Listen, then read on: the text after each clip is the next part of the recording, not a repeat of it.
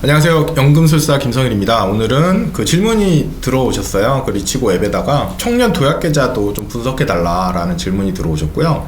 제가 지난번에 청년 희망 적금하고 청년 희망 적금의 어떤 수혜, 그리고 예금이랑 혹은 연금에서 자산 배분 투자를 했을 때 어떤 성과 차이가 있는지 그런 걸 비교해서 영상으로 만들어 드렸었는데, 오늘은 청년 도약 계좌 한번 말씀드려볼게요.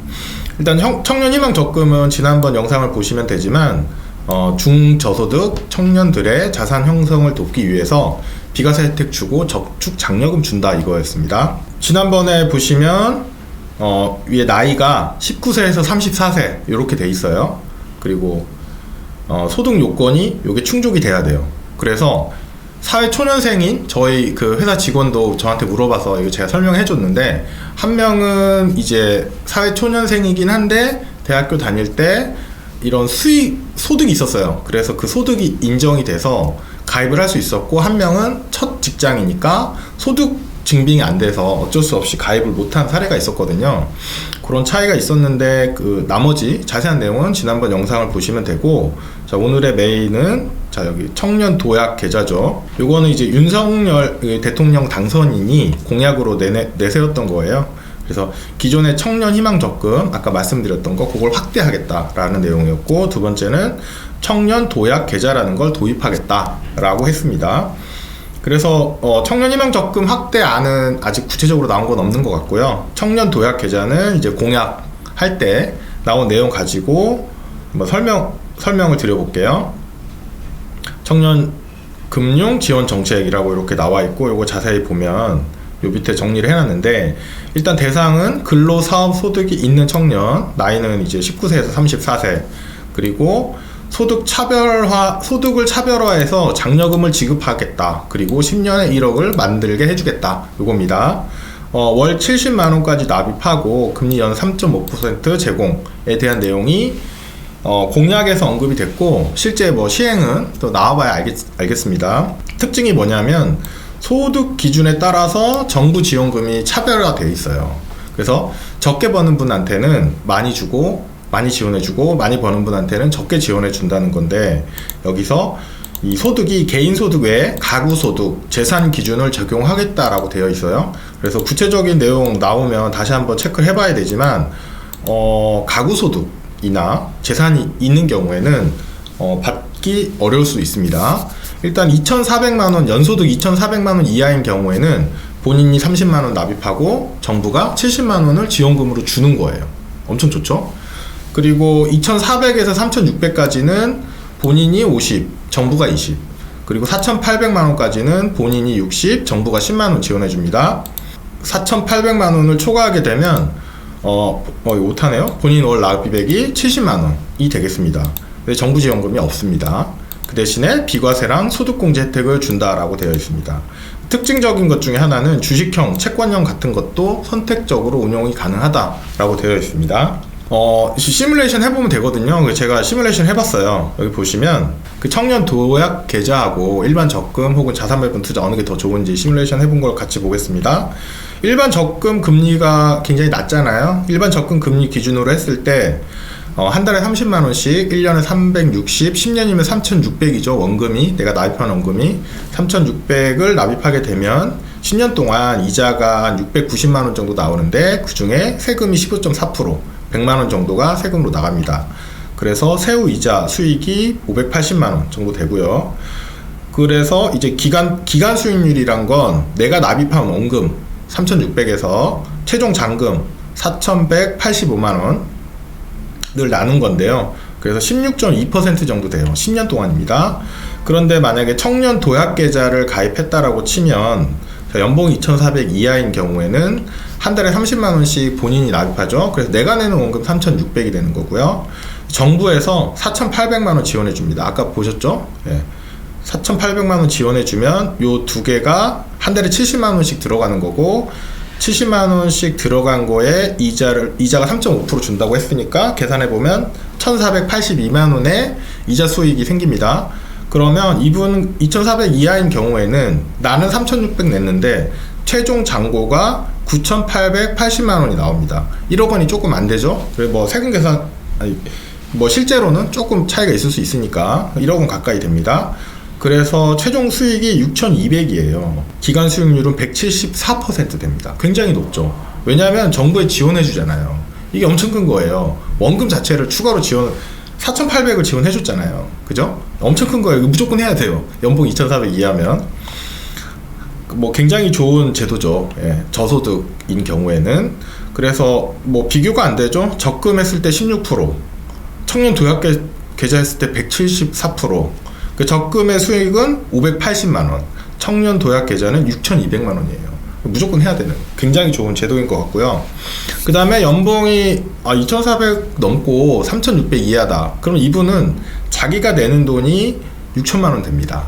그죠? 그리고 정부에서 2,400만원 지원해줘요. 그러면 이분의 수익을 계산해보면 65% 정도. 이것도 엄청 좋죠. 일단 정부 지원금 2,400만원을 받는 거잖아요. 요걸 해야지 주는 지원금이니까. 그 다음에 연봉이 3,600에서 4,800이면 자기가 7,200 내고 정부에서 1,200만원 지원해줍니다. 한 달에 10만원씩이라고 아까 설명드렸잖아요. 그러면 요 경우에 수익률은 37%. 그래도 굉장히 높죠. 일반 적금의 16%보다 2배 이상 되는 수익률이고요.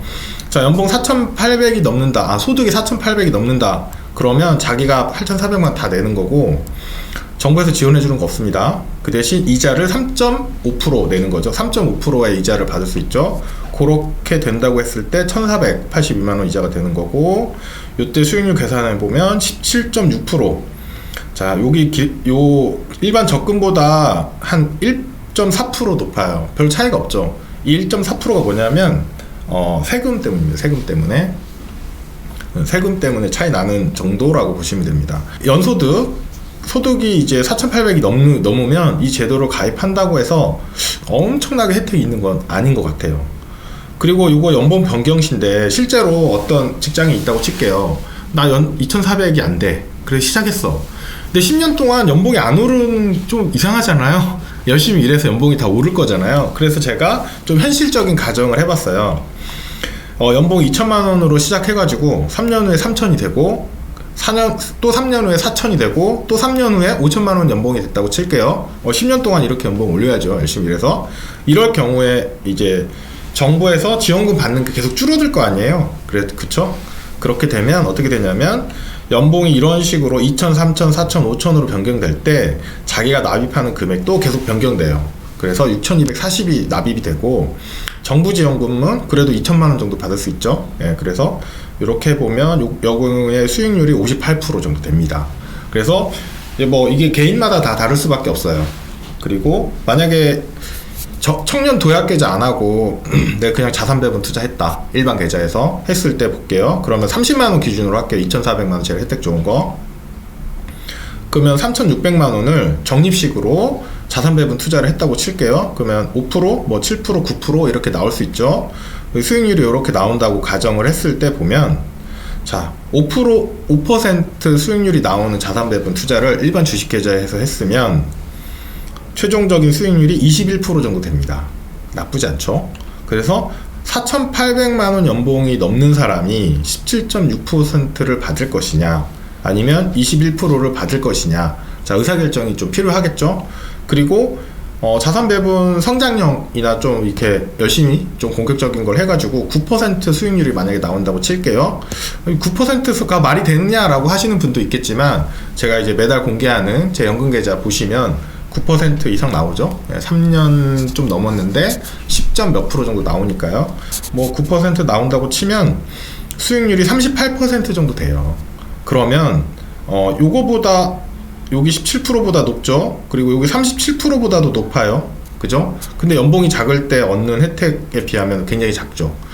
그거 이걸 만약에 일반 주식 계좌는 아시겠지만 세금이 나가죠. 세금이 나가고, 그리고 세액공제 같은 게 안 되죠. 근데 연금저축이나 IRP는 세액공제 되는 거 이제 많이 말씀드렸으니까 아실 거고, 그거까지 다 계산해 볼게요.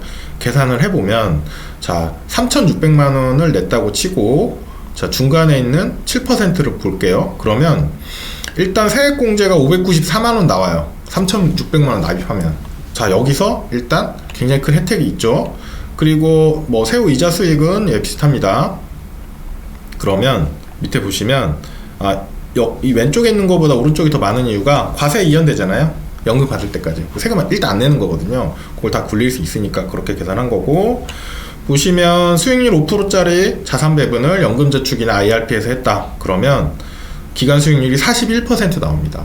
나쁘지 않죠. 왜냐하면 세액공제가 있어서 그래요. 세액공제가 있어서 이 세액공제 받은 걸 또 굴리는 그런 수익은 계산이 안 된 겁니다. 당연히 더 많겠죠. 일단 41% 나와요.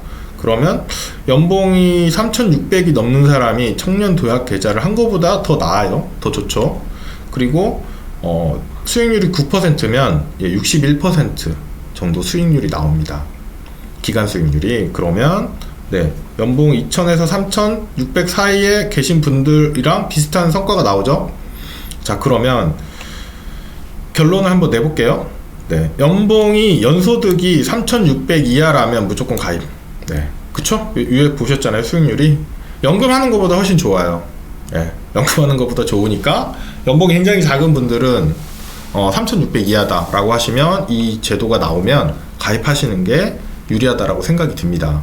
물론 가입 기간 중에 뭐 금리가 더 오르거나 뭐 이러면 이제 또 불리하죠. 이게 3.5%로 만약에 고정이라면 불리할 수 있고, 그리고 지금처럼 이제 금리가 오를 때는 조금 신경이 쓰이죠. 물론 자산 배분 투자한다고 이 수익률이 무조건 나오는 건 아닌데 10년 동안 했으면 거의 이 수익률에 5에서 9% 수익률에 근접하게 나올 수 있다라고 저는 생각을 하고 있으니까.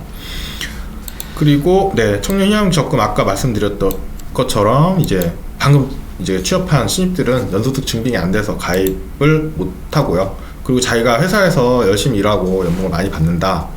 뭐 열심히 일한다고 다 연봉을 많이 받는 건 아니죠. 운이 좋아서 돈 많이 주는 회사에 취업하면 더 많이 주니까.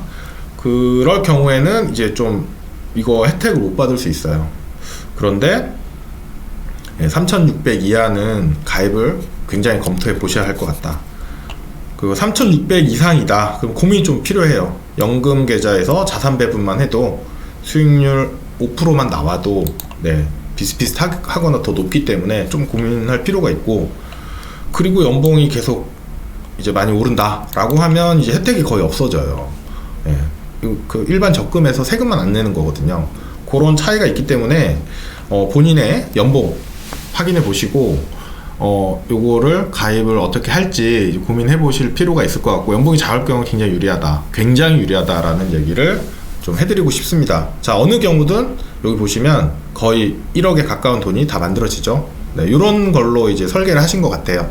구체적인 안이 나오면 그때 다시 한번 또 설명을 드리도록 하겠습니다. 감사합니다.